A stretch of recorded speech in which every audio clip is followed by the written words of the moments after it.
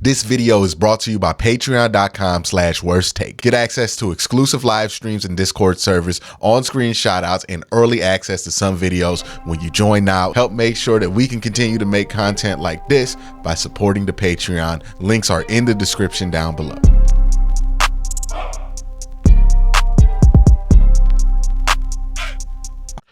First things first, I just want to say that was fun, right? Like, I think everybody who watched had an enjoyable time with the Browns tonight, because that was a fun Hall of Fame game. That's what you want to see from the preseason, right? Win, lose, or draw, people are going to make too big or too little out of certain things, but it's about the fun in the preseason. You want to have some level of fun, and I thought you saw everything serious that you needed to see. You got the signs that you wanted, but you also got some fun involved. Let's start with the offense in the first half.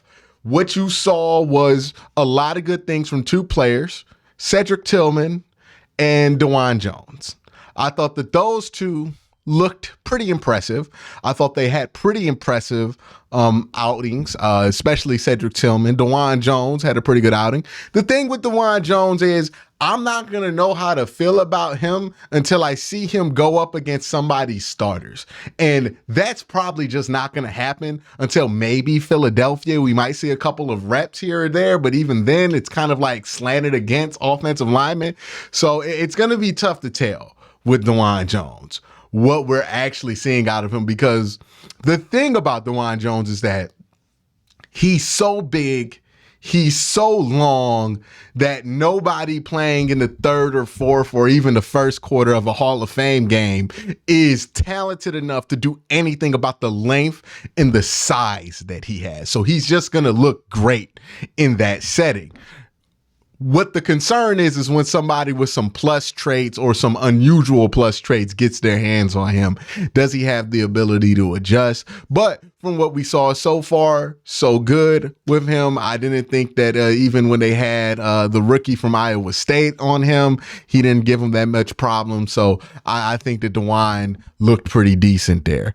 The second thing we're going to talk about is Cedric Tillman. And I thought Cedric Tillman looked pretty damn good. I was pretty impressed with what you saw out of Cedric Tillman. Again, not the most gaudy numbers. I think he only had 2 receptions, but what you saw from him was good. I thought it was exactly what you wanted to come out and see from him, right? The ability to kind of make some catches, get downfield, get open, get some separation. That's what you want to see out of him. Defensively in the first half, I thought Alex Wright had a nice showing. The interior, I wanted a little bit more from Maurice Hurst, if I'm being honest. I didn't really see much out of Jordan Elliott that would make me change my mind on him. I thought Isaiah Thomas had some up and downs reps there, so wasn't completely like sold on what I saw from them outside of Alex Wright, who I did feel like I was impressed of what I saw from him. Linebackers look pretty good. The ones that started, I think it was Tony Fields and Jordan Kay. Somebody tell me if Jacob Phillips has an injury or something, because he didn't play. I don't think he played. That's not a good sign for him. So, I don't know if he's injured. I know that Jerome Ford missed this game because he was injured. Running backs, that's another thing. The run blocking in this game was really, really good all night long. Everybody who ran the ball for the Cleveland Browns was able to get off some big runs here. The run stats were what? Demetric Felton had 6.6 yards per carry, 46 yards and 7 carries with a touchdown. John Kelly had 10 carries for 42 yards, 4.2 yards per carry. DTR had 6 carries for 36, 6 yards a carry. Even Hassan Hall had 5 carries, 34 yards, 6.8 yards per carry. Everybody was able to move the ball. On the day, they had 33 carries, 172 rushing yards, 5.2 yards per carry. So if Nick Chubb would have ran in this game, he would have went nuts. That's no mistake there, right? I also wish we would have saw more out of Dalen Baldwin. I've been hearing a lot of him in camp and just like nothing. The only play he got thrown his way was a Kellen Mond pass that looked like it should have been intercepted, and the wide receiver was kind of caught off guard that it wasn't. And then let's kind of move on to some of the bad that I saw. I would say Kellen Mond is not good. I think we're pretty definitive on that. Now, if you look at the numbers, you'll see 13 of 19, 92 yards. In a touchdown and one interception. I think he didn't play that bad, but it was tough watching it. He's clearly not as good or not as intriguing as an option as DTR, who played pretty well in this game, and we'll get to that when I start talking about the second half. We're going to start with the defense. Siaki Ika, who I wasn't the biggest fan of them drafting where they drafted him.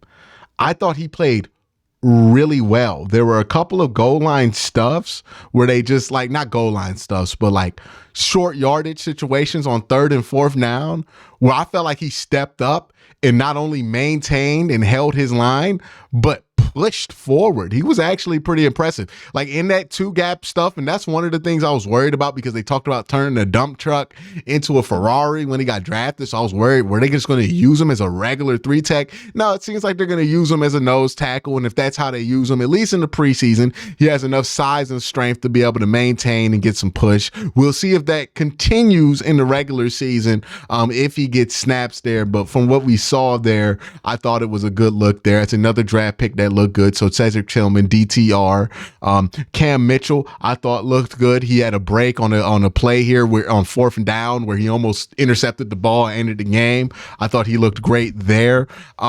David Bell's another one I wish we could have saw a little bit more out of. I think he had 2 receptions for 6 yards, really just didn't get anything targeted his way. I would have thought in this kind of a setting, you might have seen more out of him. Oh yeah, let's talk about Anthony Schwartz real quick before I forget. So if you did not watch the game, Anthony Schwartz comes in the game. They run him an end around and like he gets 6 yards and then he fumbles. And it's like the story of Anthony Schwartz right there. Now, I don't know if he makes the team as a 7th wide receiver, but at this point, I feel like we're just torturing Anthony Schwartz if we let him make the team. Like, let this man move on to something else because football just don't seem like it's going to be it for him. And that's okay. I think that's fine. But yeah, I just don't know what else to do with him at this point. It's been rough. It's really been a rough go with Anthony Schwartz. And at this point, I feel bad just discussing him and what he's doing because it's so obvious he's not good at football. But he keeps being put out there on an NFL team. So I have to talk about it. Like I feel bad and I shouldn't feel bad. Like you shouldn't be so bad at football that it makes me feel guilty for just like reporting what you're doing. But like at some point, dog, somebody got to let him know. Somebody got to let him know. We can't let him make the team. I feel like we sending the wrong message. Like for his future, let's just tell him he's not good at football and move on. What else were there? Oh, Luke Whippler looked pretty good when he got in the second half. I thought that the offensive line all day, all night, DeJuan Jones was out there all night, by the way, and he looked good. Looked like he got a little tired at the end of the game, but I think that's why he was out there for 4 quarters, to be honest. They wanted to get his conditioning up. They want to make sure that he is focused and keep him engaged as much as possible. So I would expect to see DeJuan Jones in the preseason, almost all preseason. Let's talk about DTR. And it was like, you know how exciting Josh Dobbs was last year? It was like watching that. Like he was pretty much the same exact player as Josh Dobbs. It's going to be pretty interesting when we get to these preseason games where we're going to go from Josh Dobbs to like Kellen Mond and then back to DTR, which is more exciting. A very fun, exciting player. You know, he struggled in some early stuff with getting the ball up, being able to get his foot out clean and just getting a good release in the ball. But when he did get into rhythm, I thought he threw some nice passes, made some nice reads. It's the preseason. Again, we shouldn't run away with this. You know, most of the stuff I said on Twitter about him, pretty much joking. But, you know, it was a good sign. It was a good showing in the 4th quarter of the Hall of Fame game. So take it with a grain of salt. But, you know, it was a good showing with DTR, and I think they saw something interesting in him, and you can see why they thought of him enough to spend a 5th round pick on him, because he's clearly better than the previous developmental quarterback that they had there in Kellen Mond, who looks horrible. So that's pretty much what happened in the Hall of Fame game. I'm trying to think if I missed anything. Did I miss any tight ends? Did I miss any wide receivers? I don't think I did. They ran a lot of screens, but it's the preseason. You're just going to run screens a lot, especially when Kellen Mond's out there. You don't trust him to throw the ball downfield. So that's the work you're going to be able to get in with Kellen Mond. So I think that's fine. But yeah, overall, I would say if you're a Browns fan and you took the time out to watch the Hall of Fame game, I think you got exactly what you wanted, right? The Browns rookies went out there, they made some plays, they played well, and they gave you something to be excited about.